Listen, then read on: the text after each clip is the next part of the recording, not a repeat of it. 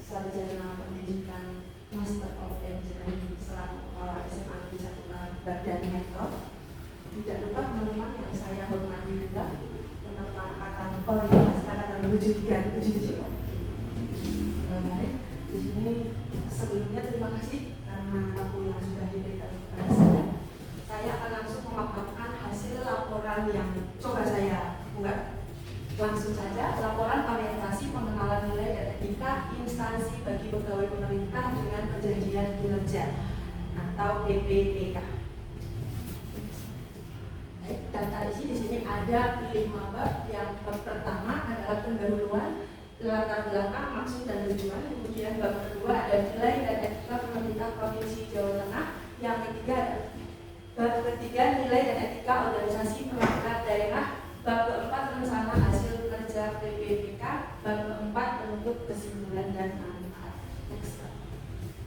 Latar belakang, maksud dan tujuan. Latar belakang di sini adalah surat edaran materi pendayagunaan aparatur negara dan reformasi birokrasi nomor 20 tahun 2021 tentang implementasi dan emerging aparatur sipil negara atau ASN dalam rangka penguatan budaya kerja sebagai salah satu strategi informasi pengelolaan ASN. Kemudian proses di sini membekali peserta dengan pengetahuan sikap dan perilaku tentang nilai dan etika pada instansi pemerintah dalam mendukung pelaksanaan tugas jabatan dan mendukung pencapaian visi misi organisasi. Kemudian tujuannya mampu memahami dan memperkenalkan nilai dan etika pada instansi pemerintah serta mampu menyusun laporan orientasi PPPK yang menitik beratkan pada penyusunan rencana hasil kerja atau RHK sebagai bahan bagi penyusunan sasaran kerja pegawai atau SKP di tempat kerja masing-masing dan menjadi media penerapan nilai-nilai dasar ASN berakhlak. Next. Nilai dan etika pemerintah Provinsi Jawa Tengah. Di sini ada visi misi Provinsi Jawa Tengah. Visinya adalah Jawa Tengah sebagai penumpu pangan dan industri nasional yang maju, sejahtera, berbudaya dan berkelanjutan. Kemudian misi itu ada 8. 1. Transformasi sosial, kemudian transformasi ekonomi, transformasi tata kelola, keamanan daerah, tangguh demokrasi, substansial, dan stabilitas ekonomi mikro daerah. 5. Ketahanan sosial, budaya dan ekologi. 6. Pembangunan kewilayahan yang merata dan berkeadilan. 7. Sarana prasarana berkualitas dan ramah lingkungan. 8. Kesinambungan pembangunan. Manajemen kepegawaian dan penilaian kinerja PPPK itu ada 3. 1. Manajemen PPPK diatur dalam PP 49 tahun 2018 pasal 3. Kemudian penilaian kinerja PPPK diatur dalam PP 49 tahun 2018 pasal 35. Dan terakhir ada dasar hukum yang berkaitan dengan disiplin PPPK pasal 24 ayat 2 dan 3 Undang-Undang nomor 20 tahun 2023 tentang ASN dan Pergub 19 tahun 2023 tentang disiplin ASN. Nilai dan etika organisasi perangkat daerah atau OPD. Rencana strateginya adalah SMA Negeri 1 Karangkobar memiliki 21 misi serta 28 sasaran dan tujuan. Adapun misinya adalah terwujudnya warga sekolah yang bertakwa, berprestasi, berinovasi, berbudaya sehat dan peduli lingkungan hidup.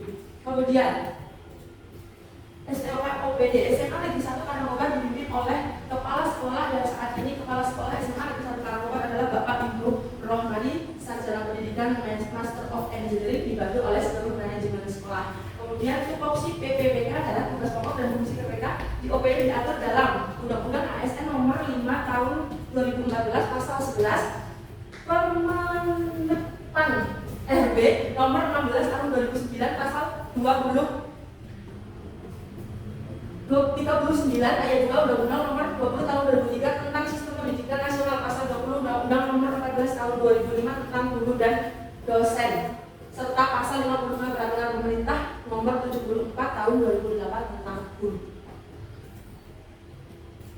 Baik, saya akan lanjut ke RHK. Next, Pak. Rencana hasil kerja PPPK. Rencana hasil kerja ini mungkin tidak akan saya sampaikan secara rinci. Ini ada unit kerja, jabatan, masa kontrak, unit kerja saya di SMA Negeri 1 Karangkobar, tujuan administrasinya itu ada 7. Next aja, Pak. Next slide. Langsung ya. Baik. Jadi saya akan mengungkapkan sasaran kinerja pegawai pendekatan hasil kerja kuantitatif bagi pejabat administrasi dan pejabat fungsional. Maka ini yang pertama itu ada terlaksananya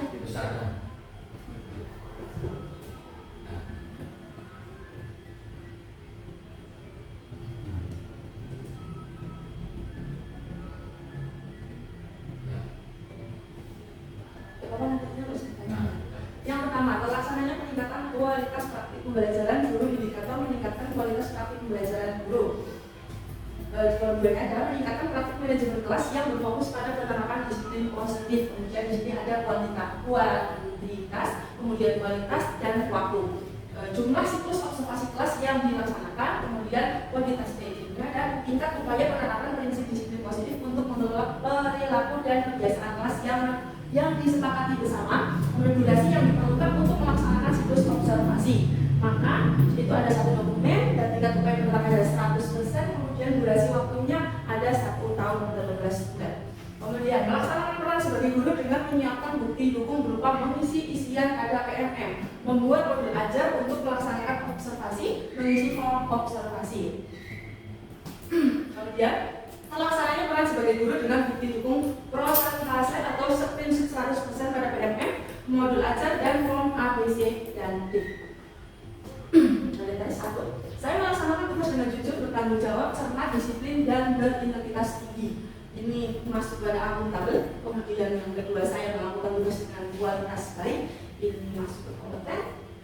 Next ya. Baik, yang kedua, itu terakhir.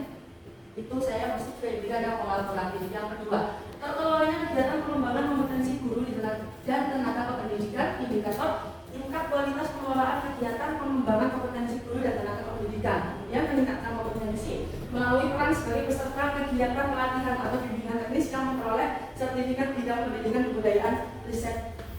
Di sini sama juga ada kualitas, dan waktu. Untuk itunya ada 3 kegiatan saya terus tetap 100% dan jangka waktunya itu sama 1 tahun. Kemudian melaksanakan peran sebagai peserta kegiatan pelatihan atau bimbingan teknis, mencari informasi dan mendaftar kegiatan pelatihan atau bimbingan teknis yang sesuai. Terlaksananya peran sebagai peserta kegiatan pelatihan atau bimbingan teknis dengan bukti dukung berupa sertifikat pelatihan. Saya melaksanakan kegiatan pelatihan atau bimbingan teknis untuk meningkatkan kompetensi diri. Di sini adalah kompeten. Saya melakukan penyesuaian diri dalam menghadapi perubahan, itu masuk ke adaptif.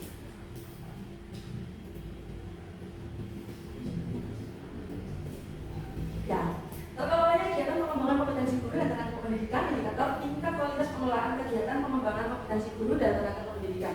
Meningkatnya kompetensi melalui peran sebagai peserta berbagai praktek baik yang diselenggarakan komunitas belajar. Sama, kualitas juga, jumlah kegiatan pengembangan kompetensi, tingkat kesesuaian kegiatan pengembangan kompetensi, rata-rata waktu yang diperlukan itu sama juga masih ada 3 kegiatan di dalam 1 tahun. Melaksanakan peran sebagai peserta praktek baik dalam diselenggarakan komunitas belajar, mencari informasi dan mendaftar sebagai peserta kegiatan sebagai praktek baik. Terlaksananya peran sebagai peserta kegiatan berbagai praktek baik yang diselenggarakan komunitas belajar dengan memberi bukti dukung berupa sertifikat berbagai praktek baik. Saya melaksanakan kegiatan pelatihan atau bimbingan teknis untuk meningkatkan kompetensi diri. Jadi yang kompeten juga saya melakukan penyesuaian diri dalam menghadapi perubahan adaptif juga. Next. Yang keempat, teknologi penegasan guru dan tenaga pendidikan untuk mewujudkan penyelenggaraan pembelajaran berkualitas. Meningkatkan diri melalui pelaksanaan tugas tambahan sebagai wali kelas dan kualitas waktu juga jumlah tugas tambahan yang dilaksanakan sesuai dengan kesepakatan bersama kepala sekolah, tugas sesuai dengan pelaksanaan tugas tambahan. Kemudian ada 1 kegiatan itu 1 tahun juga, dan peran sebagai wali kelas adalah merencanakan program kerja wali kelas, melaksanakan tugas sebagai wali kelas. Terlaksananya peran sebagai wali kelas dengan didukung SK tugas tambahan dan laporan wali kelas.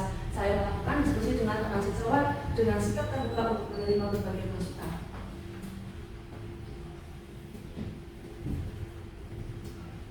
Maka di sini ada kesimpulan. Saya PPTK di Lingkungan Dinas Pendidikan dan Kebudayaan Provinsi Jawa Tengah harus mampu menyusun rencana hasil kerja atau RHK yang dimaksud sebagai bahan bagi penyusunan sasaran kinerja pegawai atau SKP bagi peserta di tempat kerja masing-masing dan menjadi media penerapan nilai dasar ASN berakhlak. Dan manfaatnya antara lain adalah satu, bagi kepala sekolah, 2 guru peserta uji dan wali. Baik, itu paparan dari saya. Selanjutnya waktu saya berikan ke Beliau.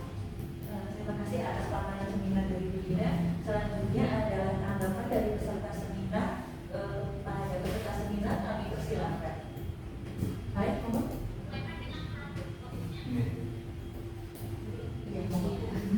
Terima kasih.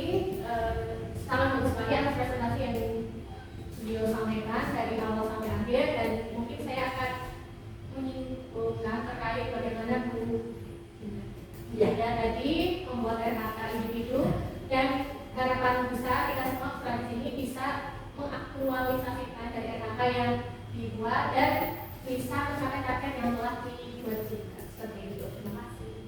Terima kasih. Selanjutnya adalah masukan dan saran dari Bapak Mentor kepada Bapak Ibu Romadi, kami persilakan. Terima kasih waktu yang disampaikan. Terima kasih untuk Bu Dina atas presentasi yang disampaikan. Jadi saya lihat kalau memang dari awal sudah sesuai laporannya, tinggal di RHK ini saya beri masukan. Yang pertama RHK-nya ada 4 ya. Yang pertama meningkatkan kualitas pembelajaran guru di kelas dengan disiplin positif ya. Jadi sekarang memang tidak zamannya lagi untuk memberikan pembelajaran dengan metode hukuman atau punishment ya. Maka disiplin positif memang harus kita terapkan. Jadi kalau setiap ada kesalahan siswa atau kurang puasnya kita terhadap siswa, itu sebaiknya diajak bicara ya, diajak bicara. Perbuatan ini menurut kamu bagaimana? Kalau baik, kalau tidak baik, menurut kamu baiknya bagaimana? Dan seterusnya, sehingga anak sadar terhadap apa yang dilakukan. Jadi disiplin positif memang harus diterapkan dalam pembelajaran. Bagus, saya setuju. Dan yang kedua untuk pelatihan pengembangan kompetensi guru, ini pelatihan yang dilaksanakan Bu Dina, ini pelatihan teknis ya, yang pertama untuk dapat sertifikat.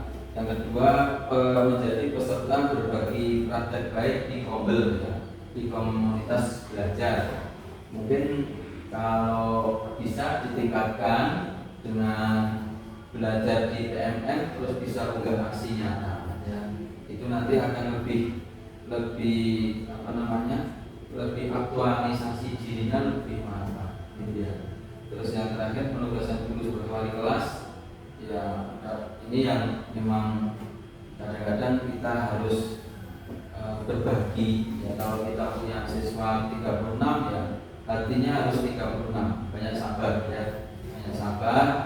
Nah memang itu tugasnya guru yang baik itu kan guru yang bisa menginspirasi kepada siswanya.